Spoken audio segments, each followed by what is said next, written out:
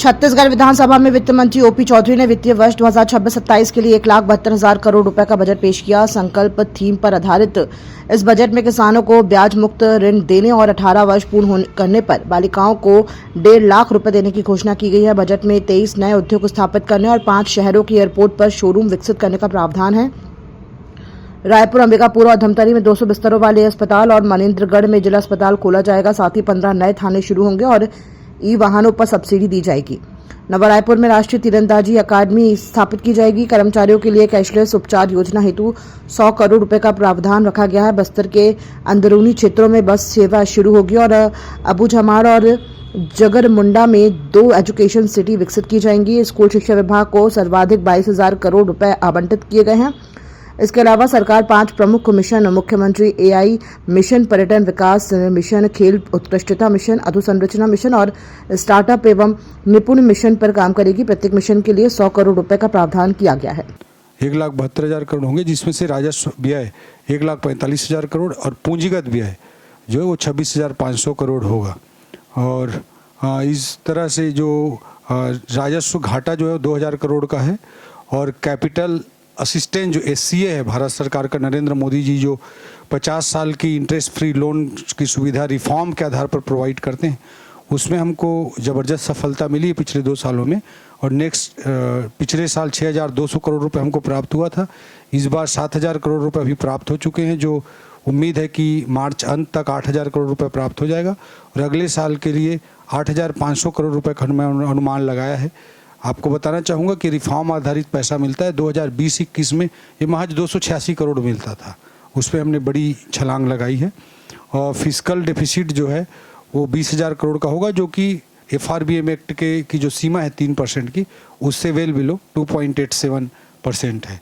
Next, ये आप सारे रिसीट्स को देख सकते हैं कि पैसा कहाँ कहाँ कितने प्रतिशत से आता है, उसको आप देख सकते हैं कि सबसे बड़ा योगदान स्टेट के अपने राजस्व का है 30%।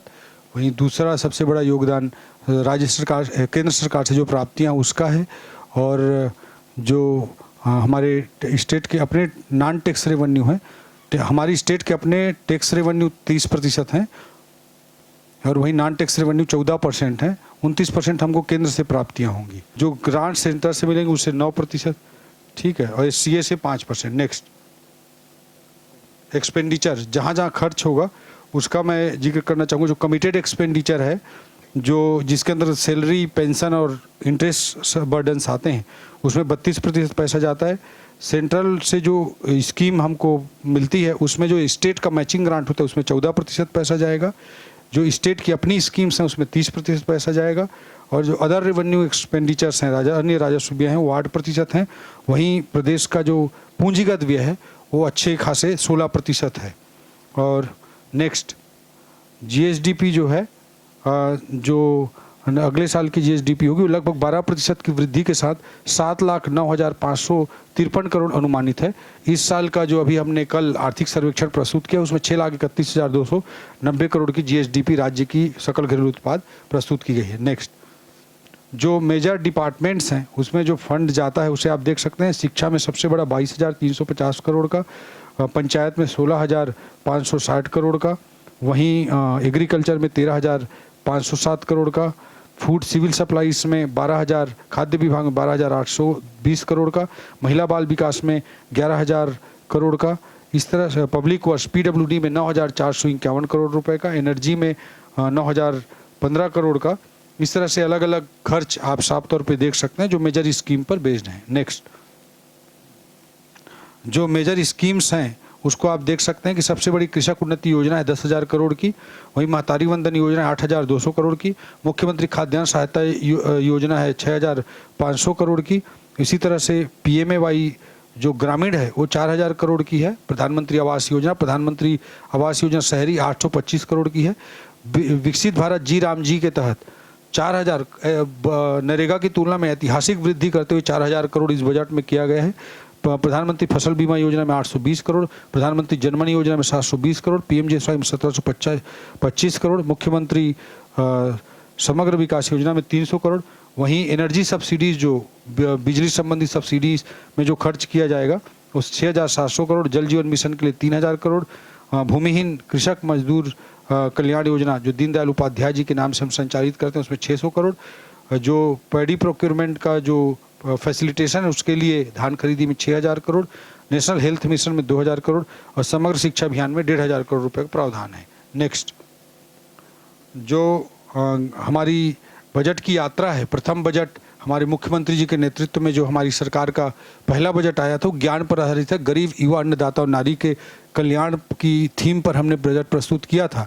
दूसरा बजट में ज्ञान के वेलफेयर के लिए गति की रणनीति लेकर हम लेकर आए। G for good governance, A for extending infrastructure, T for technology और आई फॉर इंडस्ट्रियल ग्रोथ। इस बार उसी ज्ञान के उत्थान के लिए हम संकल्प की थीम के साथ इस बजट को प्रस्तुत किए हैं। ए समावेशी विकास, ए अधोसंरचना, ए निवेश, के कुशल मानव संसाधन, ए अंत्योदय, ए लाइवलीहुड और पी पॉलिसी से परिणाम तक। ये इसका मूल रूप से थीम रहा है और इसके जो मेन मोटिव हैं, नेक्स्ट पिछला, ये इसमें समावेशी विकास हो, अधोसंरचना हो, निवेश हो, कुशल मानव संसाधन हो, या अंत्योदय हो, लाइवलीहुड हो या पॉलिसी से परिणाम तक, उसके की थीम को भी हमने इन गोलों में प्रदर्शित करने का प्रयास किया है। नेक्स्ट, जो समावेशी विकास है, जो बजट भाषण में भी आप उसी रूप में देखे होंगे कि समावेशी विकास में दो अर्थ हैं। एक तो विभिन्न वर्गों का विकास, चाहे गरीब हो, युवा हो, अन्नदाता हो, इस तरह के जो वर्ग हैं उनकी चिंता करना, वह भी समावेशी विकास का अंश है। और क्षेत्रीय विकास, कोई भी क्षेत्रीय संतुलन विकास में ना हो उसको भी ध्यान में रखना। इसलिए बस्तर सरगुजा पर हमने समावेशी विकास के अंतर्गत शुरुआत में ही बहुत विस्तार से जिक्र किया और इसके संबंध में जो प्रमुख प्रावधान है उसका इसमें बिंदुवार जिक्र किया गया है। इसी तरह से समावेशी विकास में एक तरफ तो आंचलिकता हो गई कि रीजनल डिस्पैरिटी ना हो, क्षेत्रीय संतुलन ना हो, उसको दूर करने के लिए हम क्या प्रयास कर रहे हैं उसका ये स्लाइड प्रदर्शित है। राज्य सरकार के वित्त मंत्री ओपी चौधरी ने आज छत्तीसगढ़ का बजट पेश किया जिसकी थीम संकल्प रखी गई है। इसके बाद मुख्यमंत्री विष्णुदेव साय ने प्रेस कॉन्फ्रेंस कर कहा कि उनकी सरकार का ये तीसरा बजट है। ज्ञान और गति के बाद इस बार संकल्प थीम पर वित्तीय वर्ष 2026-27 के लिए 1,72,000 करोड़ रुपए का प्रावधान किया गया है। सीएम साय ने बताया कि संकल्प के तहत एस समावेशी विकास, ए अधोसंरचना, एन निवेश, के कुशल मानव संसाधन, ए अंत्योदय, एल आजीविका, लाइवलीहुड और पी पॉलिसी से परिणाम तक जैसे बिंदुओं को प्राथमिकता दी गई है। उन्होंने कहा कि बजट को प्रधानमंत्री नरेंद्र मोदी के विकसित भारत और विकसित छत्तीसगढ़ के विजन के अनुरूप तैयार किया गया है। मुख्यमंत्री ने कहा कि सरकार मिशन मोड में काम कर रही है और इसे उद्देश्य से 5 मुख्यमंत्री मिशन शुरू किए गए हैं। इनमें मुख्यमंत्री अधोसंरचना मिशन, मुख्यमंत्री एआई मिशन, मुख्यमंत्री पर्यटन विकास मिशन, मुख्यमंत्री स्टार्टअप मिशन और मुख्यमंत्री खेल उत्कर्ष मिशन शामिल हैं, जिनके माध्यम से प्रदेश के विकास को नई गति दी जाएगी। आज हमारी सरकार का तीसरा बजट प्रस्तुत हुआ है। राज्य सरकार का पहला बजट ज्ञान और दूसरा बजट गति की थीम पर थे। इस बार की हमारी थीम संकल्प है। संकल्प के माध्यम से हमने समावेशी विकास, अधोसंरचना, निवेश, कुशल मानव संसाधन, अंत्योदय, लाइवलीहुड तथा पॉलिसी से परिणाम तक जैसे विषयों को प्रमुखता से शामिल किया है। हमारा यह बजट यशस्वी प्रधानमंत्री श्री नरेंद्र मोदी जी के विकसित भारत, विकसित छत्तीसगढ़ की संकल्पना की जरूरतों के अनुरूप तैयार किया गया है। हमारी सरकार मिशन मोड में काम करने पर यकीन रखती है। इसके लिए हमने 5 मुख्यमंत्री मिशन बनाए गए हैं, जिसमें पहला है मुख्यमंत्री अधोसंरचना मिशन, दूसरा मुख्यमंत्री एआई मिशन, तीसरा मुख्यमंत्री पर्यटन विकास मिशन, चौथा मुख्यमंत्री स्टार्टअप मिशन एवं 5वां मुख्यमंत्री खेल उत्कर्ष मिशन है, जिसके माध्यम से प्रदेश के विकास को नई दिशा, नई धार और नई रफ्तार दी जाएगी। स्कूल शिक्षा जैसे बुनियादी महत्व के विषयों पर हमने 13.5% बजट प्रावधान रखा है, जो सर्वाधिक है। बस्तर के अबूझमाड़ और जगर गुंडा में 2 एजुकेशन सिटी हम बना रहे हैं। सरकारी अधिकारी कर्मचारियों के लिए कैशलेस उपचार के लिए बजट प्रावधान किया गया है। 25 नवीन औद्योगिक पार्क स्थापना के लिए 250 करोड़ रुपए आवंटित किए गए हैं। शहरी विकास को मजबूती देने के लिए मुख्यमंत्री आदर्श शहर समृद्धि योजना हेतु 200 करोड़ रुपए आवंटित किया गया है। भूमि विकास बैंक के लिए योजना हेतु 200 करोड़ रुपया रखा गया है। हमारा राज्य धान का कटोरा है। कृषि क्षेत्र में 13,500 करोड़ रुपए की राशि रखी गई है। हमारी सरकार 3100 रुपए प्रति क्विंटल धान खरीदी की अंतर की राशि का भुगतान एकमुश्त कर रही है। आगे भी एकमुश्त भुगतान के लिए बजट में प्रावधान किया गया है। बस्तर और सरगुजा का विकास हमारे लिए सबसे अहम है। यहाँ खाद्य, कृषि और उससे जुड़े उद्योगों को बढ़ावा देने की योजना के लिए 100 करोड़ रुपए आवंटित किया गया है। बकरी पालन, सुअर पालन, मधुमक्खी पालन जैसे माध्यमों से भी स्थानीय लोगों को उद्यम का बड़ा जरिया मिलता है। इसके लिए भी हमने बजट में विशेष प्रावधान किया है। इंद्रावती नदी में देवर गांव और मटनार बराज का निर्माण हम करने जा रहे हैं। इसके लिए 2000 करोड़ रुपए से अधिक का बजट प्रावधान किया गया है। यह बस्तर क्षेत्र में सिंचाई योजनाओं के विस्तार के लिए बेहद अहम साबित होगा। माओवादी आतंकवाद का दमन करने में बस्तर फाइटर का प्रमुख योगदान रहा है। हम उनके योगदान की भरपूर प्रशंसा करते हैं। इस बार हम लोग 1500 भर्तियां बस्तर फाइटर में करने जा रहे हैं और इसके लिए बजट में प्रावधान रखा गया है। हम होम स्टे को भी बढ़ावा दे रहे हैं ताकि स्थानीय लोगों के लिए आय का उपयुक्त जरिया बने। इसके लिए भी बजट में 10 करोड़ रुपए का प्रावधान रखा गया है। इसी तरह कुनकुरी, मनेंद्रगढ़, कबीरधाम, जांजगीर चांपा एवं दंतेवाड़ा में मेडिकल कॉलेज के संचालन, जगदलपुर, अंबिकापुर में हवाई सेवाओं का विस्तार, अंदरूनी क्षेत्रों में मुख्यमंत्री बस सेवा तथा बस्तर एवं सरगुजा ओलंपिक्स के लिए भी बजट में प्रावधान किया गया है। भर्ती प्रक्रिया तेजी से पूर्ण हो सके, इसके लिए व्यापम की दक्षता बढ़ाने के लिए प्रावधान किए जा रहे हैं। युवाओं के शैक्षिक भ्रमण के लिए छत्तीसगढ़ युवा दर्शन योजना शुरू की जा रही है। इसी तरह लखपति दीदियों के भ्रमण के लिए भी बजट प्रावधान किया गया है। मैं इस शानदार बजट के लिए पूरे प्रदेशवासियों को अपने तरफ से बहुत बहुत धन्यवाद देता हूं, उनको बधाई देता हूं और अपने वित्त मंत्री श्री ओपी चौधरी जी को भी और उनकी पूरी टीम को बहुत मेहनत से अच्छा बजट बनाए हैं, उनको भी बहुत बहुत धन्यवाद देता हूं। बाकी आगे वित्त मंत्री जी आप सब लोगों को संबोधित करेंगे। धन्यवाद। छत्तीसगढ़ विधानसभा में पेश किए गए बजट को लेकर पूर्व मुख्यमंत्री भूपेश बघेल ने कड़ी प्रतिक्रिया दी है। उन्होंने इसे विनाश का बजट बताते हुए कहा कि इसमें महिलाओं, किसानों और मजदूरों के लिए ठोस प्रावधान नहीं है। बघेल ने कहा कि 1.25 घंटे का बजट भाषण उबाऊ और निराशाजनक रहा और बड़े प्रावधानों की बजाय सड़कों और चौक चौराहों के नाम गिनाए गए। धान खरीदी पर उन्होंने आरोप लगाया कि 3100 रुपए समर्थन मूल्य के बावजूद पिछले साल की तुलना में 7 लाख मीट्रिक टन कम धान खरीदा गया, जबकि रकबा और उत्पादन बढ़ा था। महतारी वंदन योजना पर उन्होंने कहा कि पोर्टल बंद होने से नई विवाहिताओं को लाभ नहीं मिल पा रहा है। रोजगार के मुद्दे पर बस्तर फाइटर के अलावा कोई ठोस घोषणा नहीं होने का आरोप लगाया गया। स्कूल शिक्षा के लिए बजट को शून्य बताते हुए कहा कि स्वामी आत्मानंद स्कूल पूर्व सरकार के बजट से चल रहे हैं।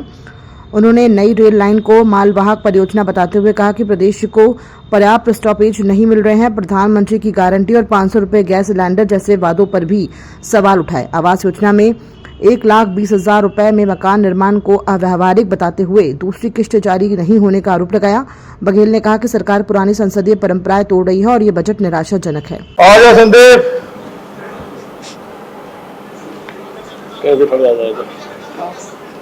ये अज्ञान, दुर्गति का ये संकल्प का बजट है। ये विनाश का बजट है।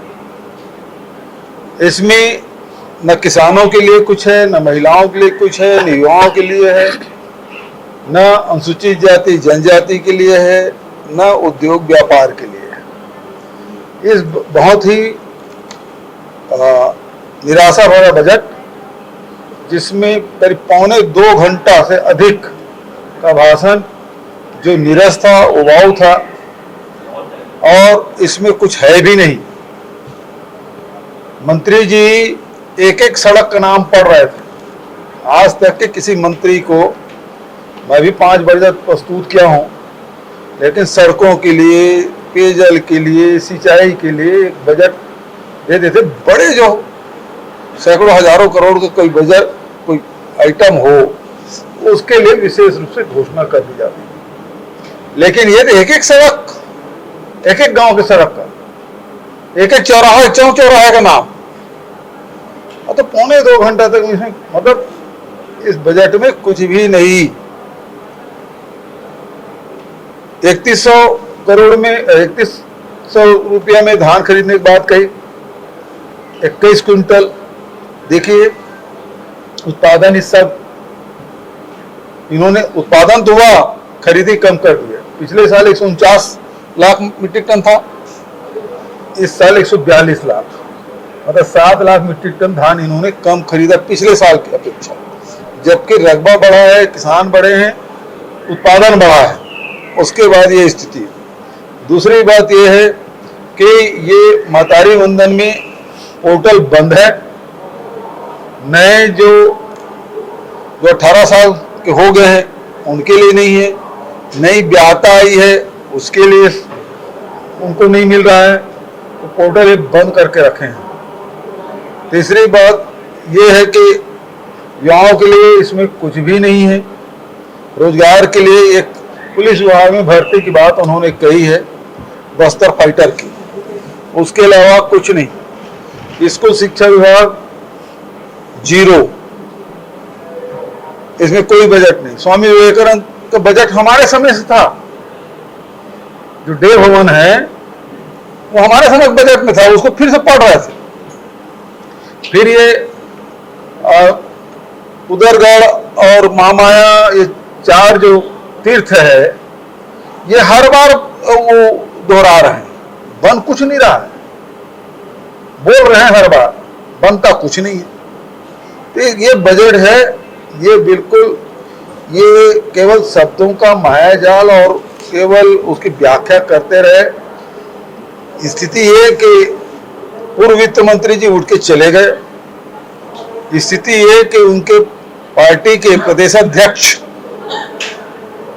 वो इस बैठक में शामिल नहीं रहे।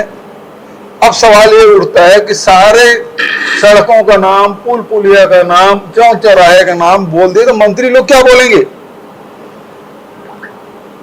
दुर्भाग्यजनक बात यह है कि कल राज्यपाल का अभिभाषण हुआ। आज तक कभी नहीं हुआ था कि राज्यपाल के अभिभाषण पहले कृतज्ञता प्रस्ताव में चर्चा किया जाता है, चाहे 1 दिन रखे, 2 दिन रखे, पहले वो हो जाता था, फिर बजट रखते थे। लेकिन अब वो कहीं खबरों में नहीं रहेगा। आज बजट की चर्चा हो गई, अब बजट रखा गया, कल तक के कटौती प्रस्ताव देना है, परसों इसकी चर्चा होगी। तो ये जो मान्य परंपरा है उसके विपरीत जाके भी काम हो रहा है। जो सत्ता पक्ष है वो इन परंपराओं को तोड़ रहे हैं और बजट बहुत ही निराशाजनक है। और ये बल्कि जो रेल कॉरिडोर की बात कर रहे हैं, ये केवल कॉर्पोरेट हाउस के लिए, कोई स्टॉपेज में या रुकेगा, यात्री ट्रेन चलेगी, ये इसका उल्लेख नहीं है। केवल ये मालवाहक ट्रेन है, उसके लिए पटरी बिछाई जा रही है। केवल छत्तीसगढ़ के संपदा पे इसकी निगाह है, चाहे कोयला हो, चाहे लोहा हो, वो बस सीमेंट हो, इसी के परिवहन के लिए ये रेलवे ट्रैक बिछाई जा रही है। कोई स्टॉपेज नहीं होगा, न कोई इसका प्रावधान है। ज्ञान गति की बात आई है, कई लोग अभी भी नौकरी की आस में बैठे हुए धरना प्रदर्शन करें, किसी को कुछ नहीं मिला है। धरना प्रदर्शन जेल में डाल दिए बीएड वालों को, जो जिनका सिलेक्शन हो गया, सब कुछ है, नौकरी कर रहे थे, निकाल दिया गया, उसको दे नहीं रहे। और जो 100 दिन का संकल्प था आपका, 100 दिन में सबके, चाहे वो मितानिन हो, चाहे सहायिका हो, चाहे वो सफाई कर्मी हो, जितने लोग हो जो मानदेय में काम करते हैं, उसके 100 दिन के अंदर में उनके मानदेय दोगुना कर दिया जाएगा। ये उसके संकल्प पत्र में मोदी जी की गारंटी, लेकिन कहीं उसका उल्लेख नहीं है। आज महंगाई से जूझ रहे हैं, 500 रुपए में गैस सिलेंडर देने की बात है, कहाँ है मोदी की गारंटी? ये तीसरा बजट है, तीसरे बजट में भी 500 रुपए में गैस सिलेंडर देंगे, ये नहीं हो पाया। ये तीसरा बजट है जिसमें बोले नकदी देंगे, एक मुश्त देंगे, पंचायत में व्यवस्था करेंगे, कहीं व्यवस्था नहीं है। किसान आत्महत्या करने के लिए बाध्य धान खरीदने की व्यवस्था के लिए, और ये सरकार कर्ज पटाने के लिए कर्ज ले रही है,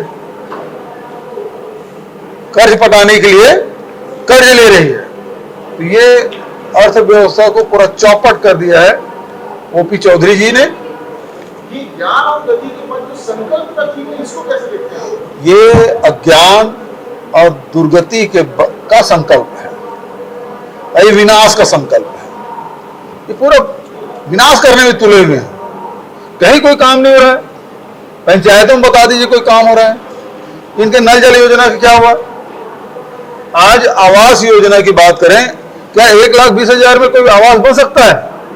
4 लाख 5 लाख रुपए बन रहा है, और जिनको आवास आवंटित हुआ है वो कर्ज में डूब गए, वो साहूकारों के ब्याज के चक्कर में फंस गए।